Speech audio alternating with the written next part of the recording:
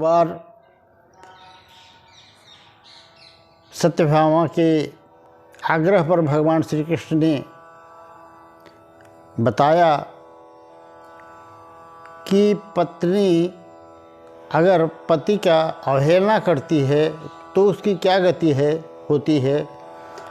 और इसके लिए भगवान ने कहा, सत्यभामा मैं तुम्हें एक बहुत ही अच्छी कहानी बताऊंगा जिसे सुनकर तुम्हारे सारे संशय दूर हो जाएंगे।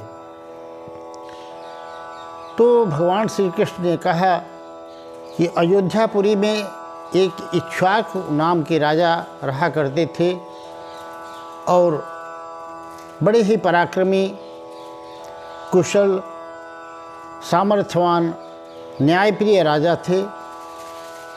उनकी पत्नी काशीराज की पुत्री थी सुदेवा। राजा बड़े ही प्रजापालक थे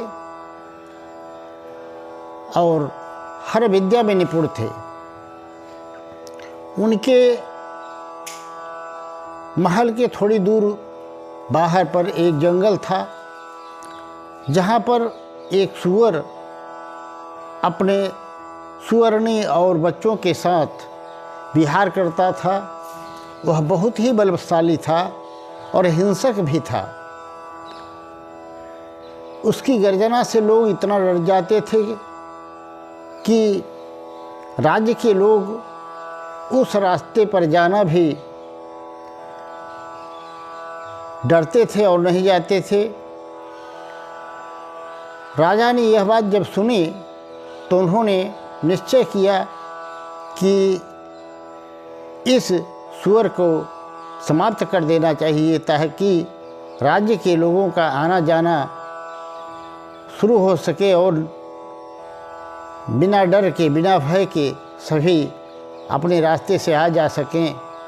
और हिंसक पशु का तो वध करना ही चाहिए।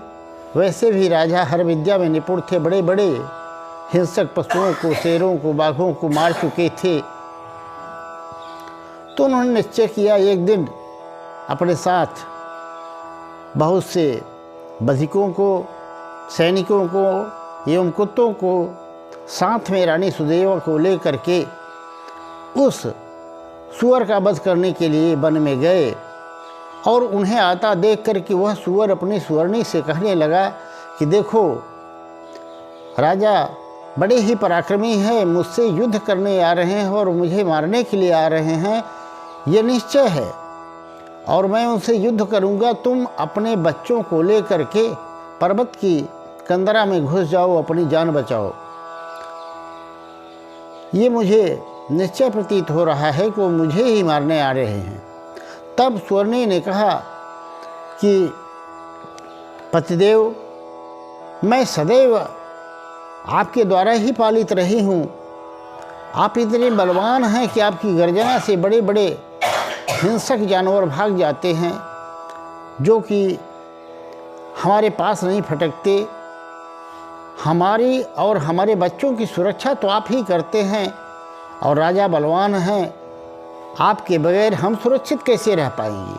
तब उस सूअर ने कहा कि देखो, तुम वीरों के धर्म को नहीं जानती हो। यदि सामने से कोई शत्रु ललकार रहा हो तो युद्ध से पीछे भागने से मनुष्य को या प्राणी को नरक मिलता है। इसलिए मेरा धर्म है कि मैं इनसे युद्ध करूं। उसने दृढ़ निश्चय कर लिया। तब उसकी सुअरनी ने कहा कि ऐसी परिस्थिति में मैं आपको संकट में साथ कैसे छोड़ सकती हूँ। और अपने बच्चों से कहा कि तुम लोग जा कर के छिप जाओ। तब बच्चों ने भी यही जवाब दिया कि जो बच्चे अपने माता पिता को कष्ट में देख करके अपनी जान बचाने के लिए भाग जाते हैं, धिक्कार है उन बच्चों के जीवन को। हम लोग भी नहीं जाएंगे। और सूअर ने इतना कह करके राजा की सेना पर आक्रमण कर दिया। वह अपने सींगों से मार रहा था और सैनिक लोग अपने अस्त्र शस्त्र चला रहे थे। परंतु भीषण युद्ध होने के बाद वह सूअर नहीं मरा, बल्कि ढेर सारी सेना का खात्मा हुआ और इधर काफ़ी सूअर भी मर गए। तब राजा को क्रोध हुआ और उन्होंने अपने तरकस से एक बाण निकाला और बाण चला करके उस सूअर को मारा, जो सूअर की नाभि में जा करके लगा। वह घायल हुआ, गिर पड़ा और उसकी मृत्यु हो गई।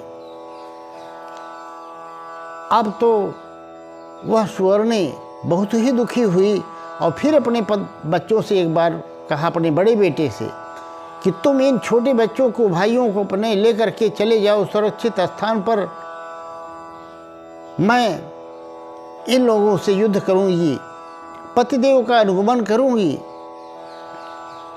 फिर उस बच्चे ने कहा, उस बेटे के जीवन को धिक्कार है जो अपने माँ के दूध को तो पिए पर उसके कर्ज को न उतार सके, और इस विकट परिस्थिति में मैं आपको छोड़कर कैसे जा सकता हूँ। मैं इनसे युद्ध करूँगा, चाहे क्यों न है मेरी ही मृत्यु हो जाए। तब उस सूअर के बड़े बच्चे ने भीषण युद्ध किया, राजा ने उसे भी मार दिया। अब सूअरनी बच्ची वह बड़ी क्रोधित हुई और उसने पूरे राजा की सेना पर कहर ढाल दिया। काफ़ी वीर घायल हुए। अंत में राजा के एक सैनिक ने ऐसा अस्त्र मारा कि वह सूअरनी घायल होकर के जमीन पर गिर पड़ी और वह बेहोश हो गई। और उसकी दशा ये देखा तो राजा की जो पत्नी, इक्ष्वाकु की पत्नी सुदेवा थी, वह करुणा से भर गई। वह उसके पास गई और उसके मुख में शीतल जल डाला, उसके पूरे शरीर पर छिड़क दिया। और तब उस सूअरनी को होश आया और होश में आने पर उसने हाथ जोड़कर कहा, देवी तुम कौन हो, आपका कल्याण हो, आप इस घायल अवस्था में मेरी मदद की। अब उसकी ये मानव भाषा में जो बातें बोल रही थी, रानी को बड़ा आश्चर्य लगा। उसने कहा, तुम अपना पूरा वृत्तांत बताओ, तुम मानव भाषा में बात कर रही हो पर शरीर सूअर का है, इसमें राज क्या है हमें बताओ। तब सूअरनी ने बताया कि देखो रानी, मेरे पतिदेव श्रेष्ठ पुरुषों का अनादर किए, जिससे वो सूअर शरीर को प्राप्त हुए थे। और मेरा भी वृत्तांत अब सुन लीजिए। मैं पूर्व जन्म में एक श्रेष्ठ ब्राह्मण के घर में पैदा हुई एक कन्या थी। मेरे पिताजी मुझे बहुत प्यार करते थे, लाड करते थे, और उनके लाड प्यार और दुलार से मैं काफ़ी बिगड़ गई थी। मैं अप्रतिम सुंदरी थी और मुझे अपने सौंदर्य का अभिमान भी हो गया था। तो मेरी सुंदरता को देखकर मेरी माता को चिंता हुई और उन्होंने कहा कि इसका शीघ्र विवाह कर देना चाहिए पतिदेव। तो उसके पिता ने कहा, ठीक है, मैं इसको ऐसे वर से विवाह करूंगा इसका जो हमारे ही घर रहे, क्योंकि मैं अपनी बेटी को अपने आँखों से ओझल होने के लिए समर्थ नहीं हूँ। वो इंतजार कर रहे थे। एक दिन शिव शर्मा नाम के एक ब्राह्मण आए और प्रकांड पंडित थे, विद्वान थे। उनसे प्रसन्न होकर के मेरे पिताजी ने मेरी शादी उनसे कर दी। अब मेरा आचरण स्वच्छंद चारणी क्या था। मैंने न अपने पति को कभी सम्मान दिया, न कभी उनका चरण दबाया। और उनके भोजन से पहले ही मैं भोजन कर लिया करती थी, उनके भोजन की कोई चिंता नहीं करती थी। न तो मैंने उनको कभी अपने शरीर का स्पर्श करने दिया। मैं सौंदर्य के अभिमान में इतना चूर हो गई थी। काफ़ी दिनों तक वह सदाचारी ब्राह्मण शिव शर्मा इंतजार करते रहे और इसे सहन करते रहे, परंतु एक दिन वह हम लोगों को छोड़ करके चले गए। और जब वो चले गए तो मेरे माता पिता बड़े दुखी हुए और मेरी माता ने कहा कि आपके लाड़ प्यार ने इस पुत्री को बिगाड़ दिया है, जिसने मेरे माथे पर कलंक का टीका लगा दिया और समाज में हम लोगों की बड़ी बदनामी होगी। दामाद जी घर छोड़ करके चले गए हैं और यह इस घर में रहेगी, हम लोगों की बड़ी बदनामी होगी। ऐसी कन्या तो घर से निकाल ही देना चाहिए। अब आप इसके बारे में जो विचार करें सो करें। तो उसने बताया कि मेरे पिताजी ने मुझे घर से बाहर निकाल दिया और कहा, तुम स्वच्छंदचारिणी, कलंकिनी, कुलटा हो, तुम वहीं पर जाओ जहाँ तुम्हारा पति है और जहाँ तुम्हारा मर्जी हो वहाँ जाओ, पर मेरे घर अब नहीं आना। उसने कहा, मैंने पिता का घर छोड़ करके बाहर भिक्षाटन करने लगी और लोग मुझे कुलटा, दुष्ट, स्वच्छंदचारिणी इस तरह से अनेक प्रकार से अपमानित करते, जिससे मैं चलते चलते बने में आ गई। और जब मैं वन में आ गई तो मुझे जो है एक कुटिया दिखाई पड़ी। कुटिया में मैंने भिक्षा के लिए आवाज़ लगाई तो एक सुंदर गृहिणी बाहर निकल के आई, जिसका नाम मंगला था। उसने जाकर के घर में बताया कि एक बड़ी ही दुबली पतली स्त्री भिक्षाटन करने आई है, भिक्षा मांग रही है। पतिदेव, क्या आज्ञा है? वह सदैव पति की आज्ञा में रहती थी, एक भी काम बिना पति की आज्ञा के नहीं करती थी, बड़ी पतिव्रता थी। वह ब्राह्मण बाहर आया, वह शिव शर्मा ही था। उसने पहचान लिया। उसने कहा, देवी, ये मेरी पहली पत्नी है और सुकन्या, इसका भोजन का प्रबंध करो और रहने का स्थान दो। उसने अपने घर में रख लिया। उस रात्रि में पश्चाताप करते करते मेरा हृदयाघात हो गया और मैं मृत्यु को प्राप्त हुई। और जो यमलोक में गई तो मेरे कर्मों का लेखा जोखा हुआ। काफ़ी दिनों तक मुझे नरक में डाल दिया गया, नरक की यातनाएं भोगी।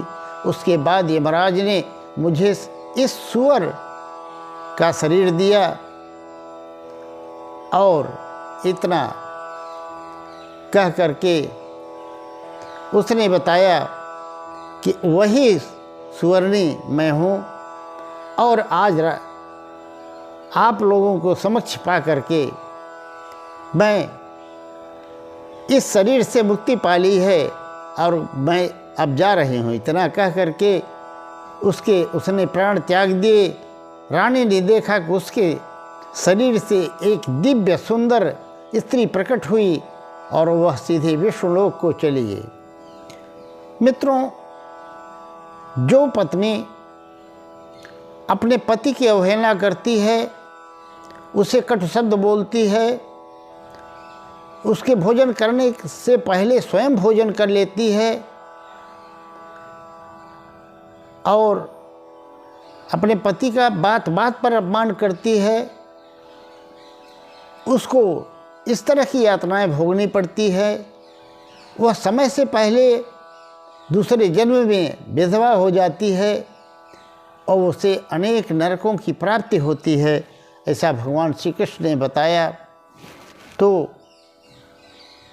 पत्नी को सदैव पथ के अनुकूल ही चलना चाहिए। यही धर्म है।